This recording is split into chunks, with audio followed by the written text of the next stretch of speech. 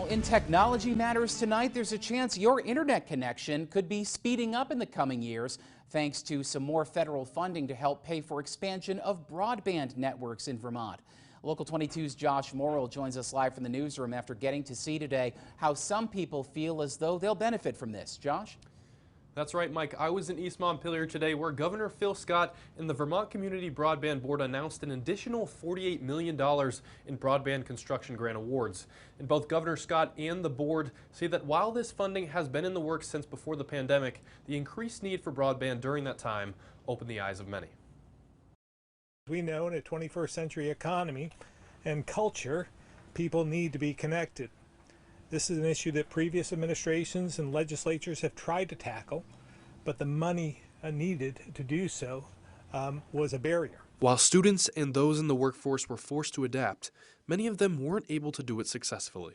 Funding that will change that reality for many Vermonters will be awarded to Central Vermont Fiber, Deerfield Valley Fiber, Maple Broadband, and Northeast Kingdom Broadband, with an additional pre-construction grant awarded to Otter Creek Communications Union District. This will boost access to broadband in 29 towns.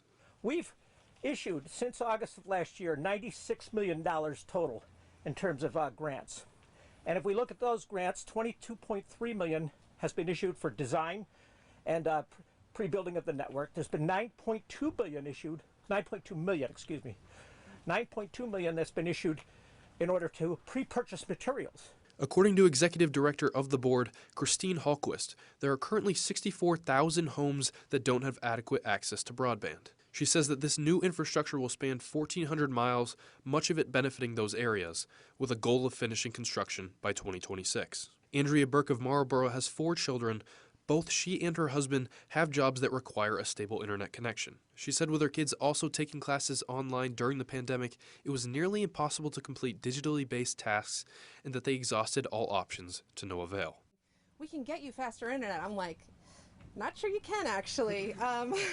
We've tried. But she is glad that this funding will address her needs. I'm so excited to come into the 21st century.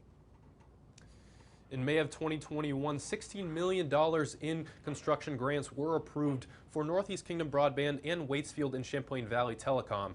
And that will couple with this new funding and will pay for the construction in the coming years. And many of those that lobbied for this funding say that this process has lasted over 3.5 years and that the increased broadband has influenced their decision to stay in the Green Mountain State. Live in the newsroom, Josh Morrill, Local 22 News.